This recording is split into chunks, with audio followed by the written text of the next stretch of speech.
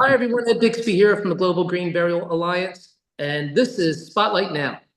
Today, I'm here with Janet Odell, who is a distinguished leader, educator, and compassionate end-of-life practitioner, renowned for founding Dynamic Journey, an organization, devoted to offering support and guidance to individuals and families during the critical phases of life and death. She is also a co-creator of Comox Valley Community Deathcare, a forward-thinking, innovative, dedicated to advancing local, sustainable practices in death care, with deep insights into emotional, spiritual, and pragmatic decisions of the end-of-life experience. Janet has established herself as a trusted advocate for those traversing this profound journey. So welcome, Janet. Thank you, and thank you for having me.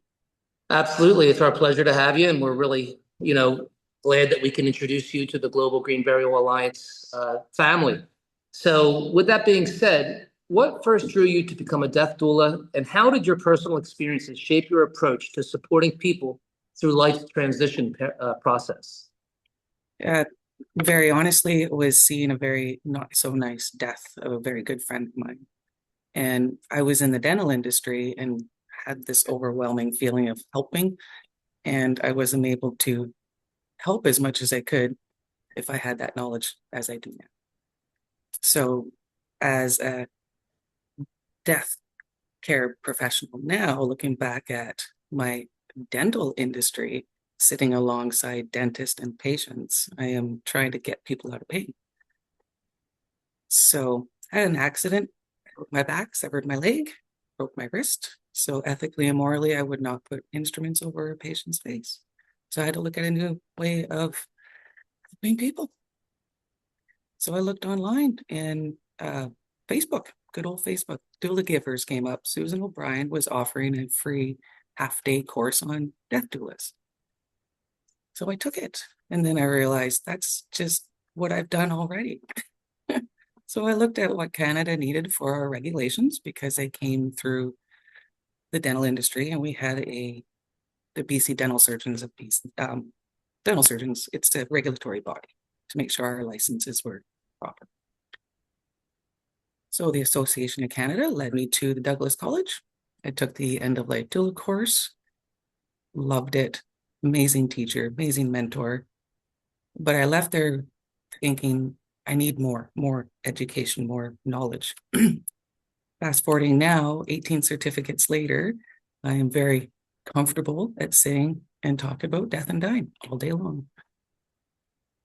Well, what's kind of interesting about what you've said is that, you're really, what I have found, that I say just about every interview, is that we all come from the same place, meaning that the people within our movement really never chose this profession. It kind of chose us.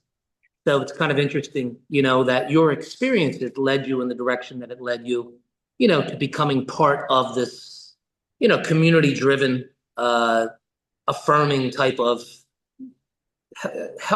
almost like, it's like healthcare in many ways, mental health care and caring for the dead, after the fact. So, kudos to you for following that. And, of course, your work emphasizes on holding space with compassion and presence. How do you describe the role of a death doula to someone maybe who's unfamiliar with the process? And what impact do you see it has on families and individuals when they actually, procure yourself, let's say, for your services? Holding space is being able to sit in silence, or being able to speak when others can't speak for themselves. Is to give the families opportunity to sit with their family without having all the rigmarole in the background, paperwork, phone calls, the what is, coulda, shoulda, was. So that for me is knowing intuitively when to step in and when to step out. And with the families that I've sat alongside, been able to give them the opportunity to say their final words or have their last requests met. When a family member says they just want to see their daughters reconcile, and I'm able to facilitate that the day of her death. Those are just little ripples. Absolutely. And, at the end of the day, unfortunately, when people within death and dying, there is a business aspect of it, but that really should not be the focus of what's happening or transpiring. So it's wonderful that you're able to provide that emotional support and allow that to be taken care of, but be in the background, can't be at the forefront, and if I could sit here and tell you how many family members reconciled at the graveside, not you personally, but our viewers would be absolutely amazed because, it's never too late. And it's those who you leave behind, and so I'm glad to hear that you're able to provide that for your families. It's important for the grieving journey as well. If you can lighten that load just a tiny little pebble worth, that helps their grieving journey moving forward. And it'll help the dying person maybe close those boxes that needed to be closed. You're right. And I mean, because that emotional baggage they carry for life. And if they're unable to find a closure, then the whole experience of the death will haunt them, for the entire lifetime. So, Absolutely. so I like that. And I'm glad that you're able to speak. I don't know that we've interviewed anyone who's actually touched on that. And that's really something important for people to understand is that, remember when someone passes, it's the life that they had lived. It's not the day that they died. And that's what's most important is to celebrate that life that was lived. And reconciliation really is a big part of that sometimes. And when you're supporting someone at the end of life, that, it involves emotional and practical and sometimes even spiritual elements. What are some of the most meaningful moments?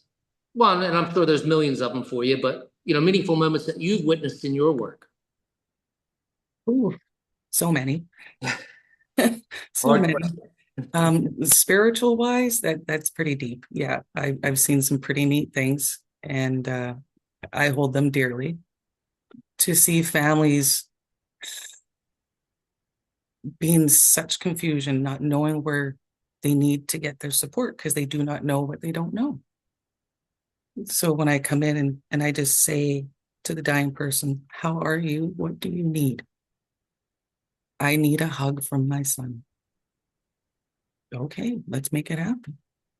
So I tell her son, all she needs is a hug. How about you go on the couch? And we'll help get her over there. It's those little things. Helping the families reconcile their grievances and seeing the love pour out of them moments before death. It's amazing.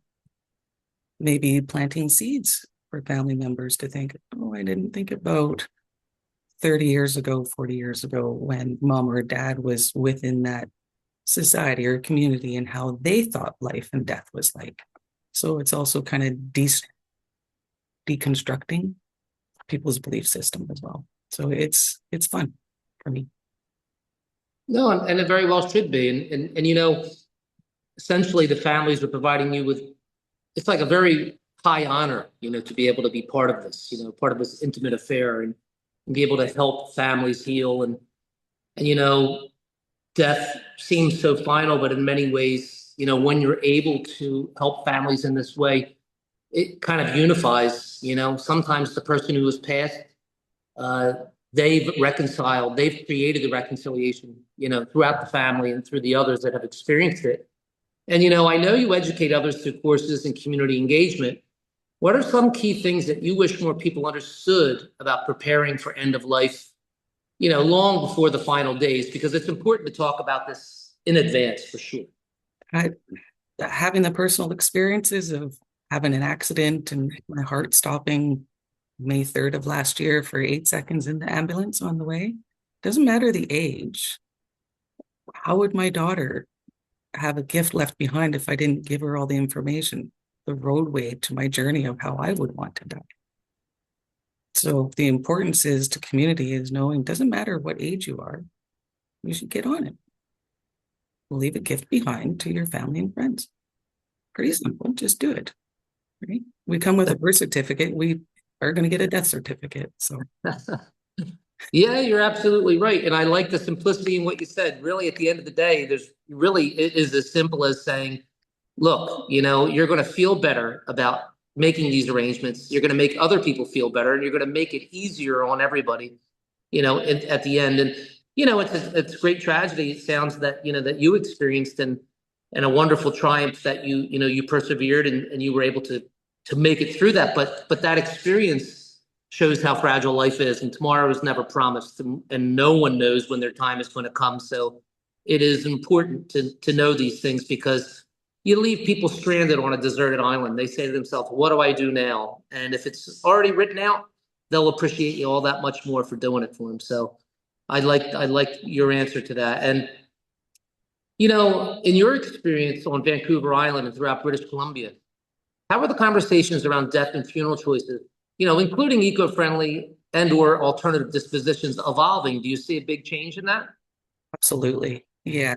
The more questions, or the, oh, I didn't know about green burial, or the spaces on Vancouver Island where they're available. We're kind of pushing to have more space available for our community members. Our communities are growing. Where are we going to put our people? We need more options. Alkaline hydrolysis, natural organic reduction. We need more choices in BC. So we're trying to fight against legislation to change their little rule to say we can do that. Well, and you know what? I must agree with you. I'm not a big fan of bureaucracy. And at the end of the day, when it comes to death and dying, we have certain individual rights. And to say this to your community, as a member of the Global Green Burial Alliance, the hybrid models. I'm saying this to your cemetery operators if they're listening. Offer this to your families. Rejoice in the fact that you can give them something new, but something very old, and also reap the rewards and benefits of bringing families back to the cemeteries that already exist. Give them a new purpose that will respect the individuals who are already there. So I think you will get traction, and then you won't have to deal with as much bureaucracy if it's already an existing facility as well. Makes it a little bit easier. So, sound advice. When a family expresses interest in environmentally conscious or green funerals, what kind of options or resources do you guide them towards? And how does that influence the ceremony or service? So when people come to you, is it on an individual basis as to what their desires are, or how do you navigate that? Absolutely. Everyone is individual. So they have different ideas, thoughts, or choices, but they also don't know what their choices could be. So we talk about green burial spaces if they didn't even know about it. Shrouding bodies without having to put them inside a casket, right? Like giving them opportunities. Oh, I didn't know. So they're doing research and being able to speak with the funeral homes on Vancouver Island. You're able to refer the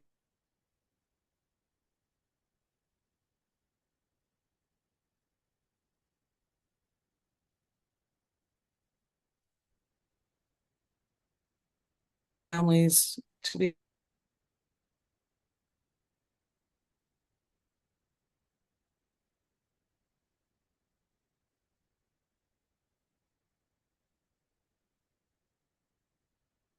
as green burial space. Uh, okay.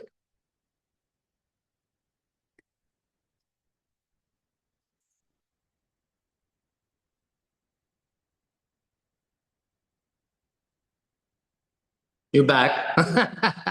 No worries, though. With the world of editing, we don't have to worry about any of that. Wonderful. No, yeah, not a problem. So part of your mission is to help people reclaim dignity and agency around them. How do you support individuals, in articulating and honoring their values, whether emotional, cultural, ecological, in their end of life plans and ceremonies? I'm like a little investigator. I like to find out the things that sometimes they've forgotten. What do they want to do? How do they want to be? And I advocate for that. If they do not want heroic measures, yet they're having health crises, and I'm walking alongside them, they're looking at me to make sure that I am honoring their wishes. How far do we go? What is next? Am I to just bring her home? And then the next would be, do they want to die up in a forest? Can I get there? Can body transport, which I can do myself. Can the doctors get there? So we start looking at all the little ways to get through that journey of, where do you want to die? I want to die underneath a Douglas fir. Okay, let's make it happen. That's lovely, and that makes, it makes perfect sense. Again, it's all about choices, and in the line of work that you're in, every individual is going to have a different desire, but it's great to have the transparency and the education that you provide to them so they can understand what is available, because so many people don't realize that, death with dignity, that you're able to do some of the things that they would like to do, like die under a tree, or at home and have a home vigil, and all those important things that mean so much to them and their family. So you're doing great work up there. So my last question would be, where would you hope to see your work in the next 5 to 10 years? Where would you like to be?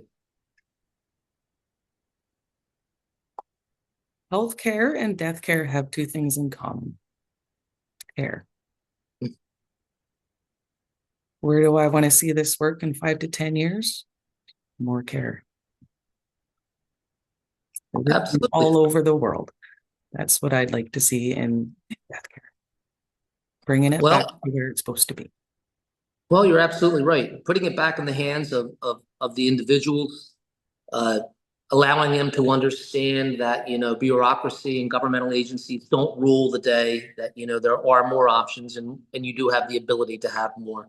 So, Janet, we really appreciate the fact that you've come on today to talk about what you do up there, in Vancouver Island. And I hope you inspire others.